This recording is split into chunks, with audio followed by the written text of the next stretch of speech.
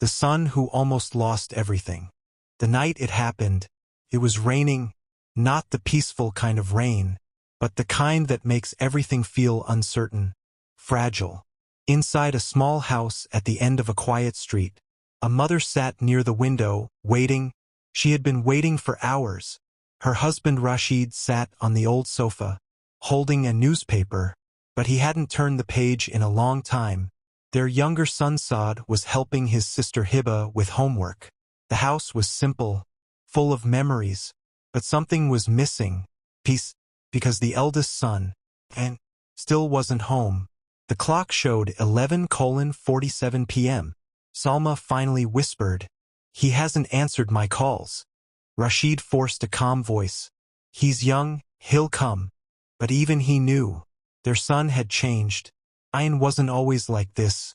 There was a time when he would sit beside his father and talk about his dreams, when he would kiss his mother's forehead before leaving the house, when he would protect Hiba like a shield. But success came early. A good job, new friends, a modern lifestyle, and slowly, respect left the house, before money even settled in. That night, when Ayan finally walked in, confidence entered first, then arrogance. "You're late," Rashid said softly. Ayan sighed in irritation. "I'm working, Abu, not wasting time." The words were sharp. Salma felt them in her chest. Rashid lowered his eyes. Saad stayed silent. Hiba quietly walked to her room, and something broke in that house. But no one talked about it. A few days later, on a cold evening, there was a knock at the door. Saad opened it. An old man stood outside, his clothes slightly wet, his hands trembling, his beard completely white. "I'm sorry to disturb you," he said gently. "May I sit somewhere dry for a little while?" Salma didn't hesitate. "Please come in." The old man stepped inside carefully, as if afraid to take up space. Ayan walked into the room and frowned. "Who is he?" "Someone who needed help," Salma replied. Ayan shook his head. "This isn't a shelter." The old man lowered his eyes. "I won't stay long." His voice carried something heavy, something broken. That night, Saad found the old man sitting alone in the kitchen. He was staring at the table. "Baba, are you okay?" Saad asked softly. The old man gave a weak smile. "I had a son." He paused. "He was successful, educated, everything I prayed for." His voice trembled. "When I grew old, I became a burden." Saad felt his throat tighten. "One day he told me that I no longer fit in his life." A tear rolled down the old man's cheek. "I left so he wouldn't feel ashamed." Saad didn't realize Ayan was standing in the hallway, listening.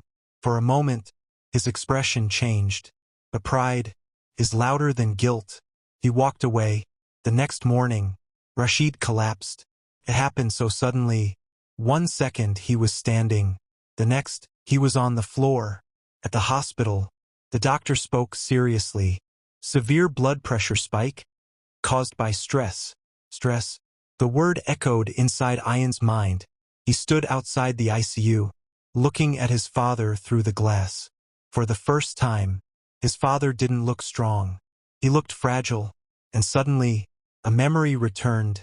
A rainy night years ago, when little Ayan had been afraid of thunder.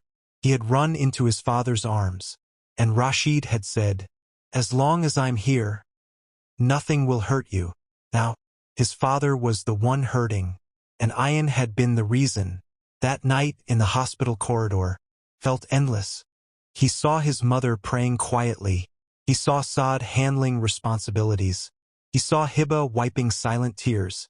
And for the first time, he saw himself clearly, not successful, not powerful, just a son who had forgotten who sacrificed everything for him.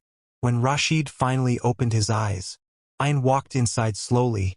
He held his father's weak hand and whispered, "I'm sorry. No ego, no excuses." "Just regret." Rashid looked at him gently. "Beta," he said softly, "parents don't break because of anger. They break because of distance. Those words changed everything. When Rashid returned home, Ayan sat beside the old man. I heard your story, he said quietly. I don't want my father to ever feel that way. The old man looked at him. Then don't wait for regret to teach you. Days passed. Ayan started coming home early. He listened more, spoke softly, sat beside his father, helped his mother in the kitchen, laughed with Saad, protected Hiba again.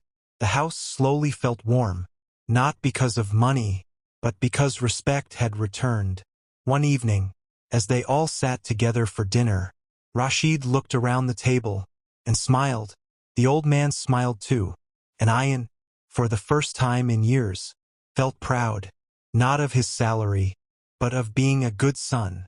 Sometimes, life doesn't warn you loudly, it simply shows you what you're about to lose. If your parents are still alive, sit beside them today.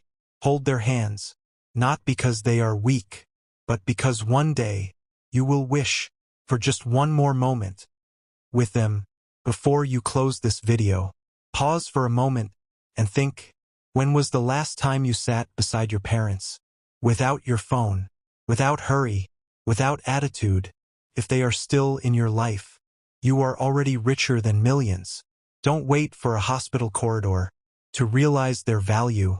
Don't wait for regret to teach you love. After this video ends, go to your parents, hug them, sit with them, ask them how they are feeling. And if you truly believe that parents are a blessing, then type in the comments, I will never let my parents feel alone.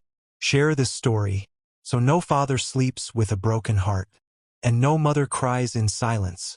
And subscribe to this channel, because sometimes a simple story can save a real relationship.